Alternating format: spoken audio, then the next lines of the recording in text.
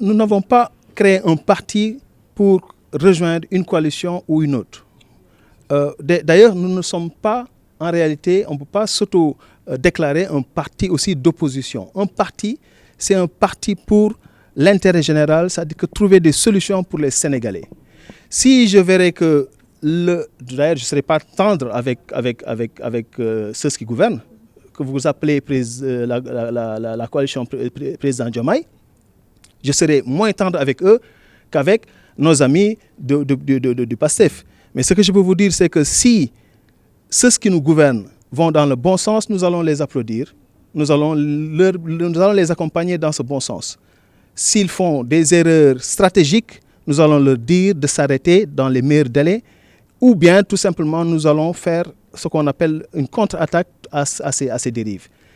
Que ce soit maintenant pour l'opposition, si véritablement ils encouragent à aller vers un Sénégal meilleur, en passant uniquement à l'intérêt des Sénégalais, comme je l'ai dit,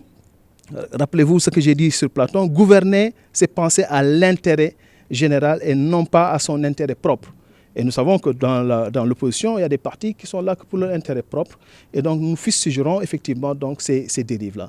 Si la coalition Diomaye vous tend la main. Comme je l'ai dit, que ce soit une coalition Diomaye ou une coalition Niokhobaye ou une coalition Sonko, ce n'est pas le problème de parti. Le problème de parti, c'est est-ce que les Sénégalais y voient leur propre compte? Si véritablement on parle des choses qui intéressent les Sénégalais, et je vous assure que la seule chose qui intéresse aujourd'hui les Sénégalais, c'est l'emploi. La seule chose qui intéresse les Sénégalais, c'est de retrouver leur dignité. Comme je l'ai dit, beaucoup d'entre nous ont perdu leur dignité en tendant la main, alors qu'ils n'ont jamais tendu la main. Donc réfléchissons à ça et je demande à tous les Sénégalais, en tout cas, de rejoindre PARS pour créer cet équilibre, parce qu'on est dans un déséquilibre politique. Monsieur le Président, les perspectives sont tout simplement meilleures. Nous allons tout simplement nous focaliser sur le parti politique, essayer de tout simplement mobiliser et puis ensuite voir quels sont les points stratégiques qu'il faut aborder pour aider en tout cas le Sénégal à aller de l'avant. C'est bon, merci. Guerre, moi, le premier problème des Sénégalais. Madame, nous avons un tissu économique foncièrement corrompu.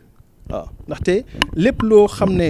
commande publique la ñëpp xam nañ ni commande publique yi nga xam ne ñu ngi état mu ngi koy joxe te muy loo xam ne toll na ci 15 000 milliards ci 5 ans boo jëlee juróom at bu nekk moo toll na ci 10 000 à 15 000 milliards yóbboo ngeen xam ni 5 000 milliards yi dugg na ci loxo guerre. Guerre nag noo ko mën a définir rek mooy saako bu fëq maanaam nga jël suuf wala nga jël lépp loo xam ne peut-être dund la ngay di ko def ci saaku ci suuf am ñu ko fëq di am lu ci jël loolu nag fëq boobu nag la ñu bëgg a dindi ba pare ñawaat ko ñaw ba mu dëgër te képp koo xam ne da ngay fëq di parce que ñun mooy suñu sacerdoce gis nañ ni parce que ku ciy dugg sa loxo day set parce que ku ciy dugg munoo dugg ci lépp loo xam ne corruption la doo sàcc te duñ la guerre et donc loolu dañ koy lawal ci administration bi ba nga xam ne loolu mun na dagg suñu réew parce que am na ñu ko daggal seen réew am na réew yoo xam ne amul président de la République buy def sàcc te duñ ko dugal kaso exemple mu ci mën a wax mooy Corée du Sud waaw benn du ñaar du ñett du ñeent du juróomu président yoo xam ne dugal nañ leen parce que rek dañ leen guerre donc Sénégal nag dafa war a àgg ci niveau boobu ba nga xam ne képp koo xam ne dañ la dénk alalu réew mi nga bañ ci dugg ci loo xam ne da lay guerre te ay symptômes yaa ngi fii barki démb gis ngeen président OFNAC di wax ni joxe na délai 31 juillet pour ñoo xam ne defaguñu seen déclaration de patrimoine xam nga loolu dafay maanaam dafay tey xel waaw ku ñu nee defalal sa déclaration de patrimoine ngay toog di xaar ba président OFNAC di la nee 31 juillet ça veut dire que ce problème a toujours et jusqu'à présent c'est des problèmes yoo xam ne war nañu ko régler.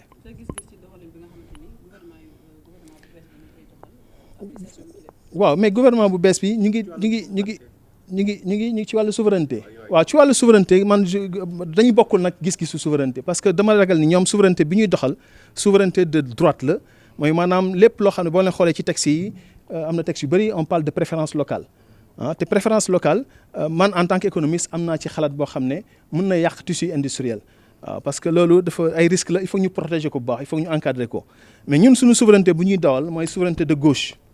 mooy souveraineté boo xam ne lu ñuy prioriser mooy souveraineté industrielle ak souveraineté alimentaire boo xam ne moo ñu yitteel parce que sénégalais yi lu ñuy lekk bokkul ak lu ñuy béy voilà. ndax mën nañu xaaral ni nga dem lëkkaloo ak yeneen parti politique coalition pour. waaw maa ngi leen di gërëm nag di leen sant loolu wax naa ko ci français bokkul ci sunu stratégie mooy ñu toog sunu biir waxtaan lépp loo xam ne ci intérêt sénégalais la nañ ci jublu mais lépp loo xam ne nekkul ci intérêt sénégalais suñu yoon nekku ci. souveraineté nag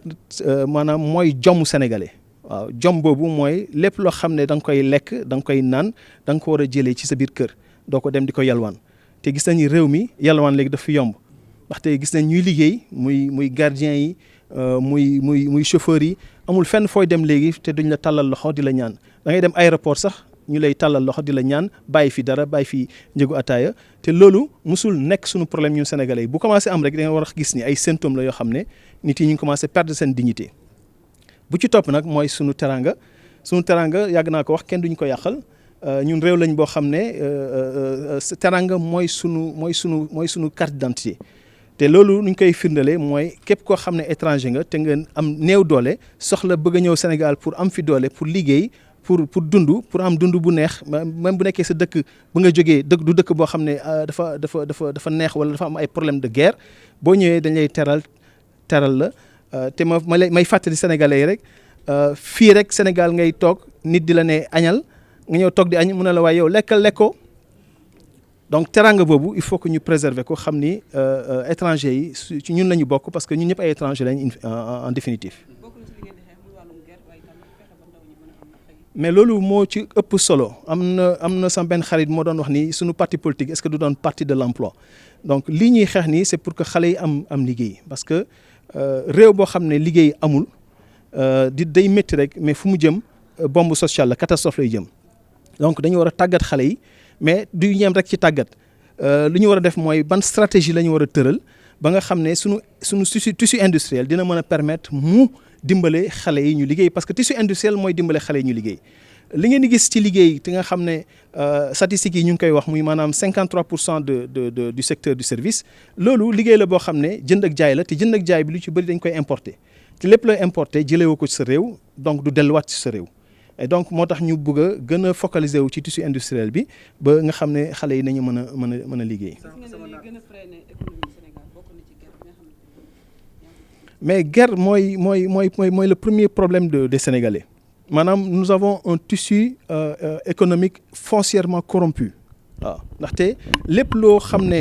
commande publique la ñëpp xam nañ ni commande publique yi nga xam ne ñu ngi état mu ngi koy joxe te muy loo xam ne toll na ci 15 000 milliards ci 5 ans boo jëlee juróom at bu nekk moo toll na ci 10 000 à 15 000 milliards yóbboo ngeen xam ni 5 000 milliards yi dugg na ci loxo guerre.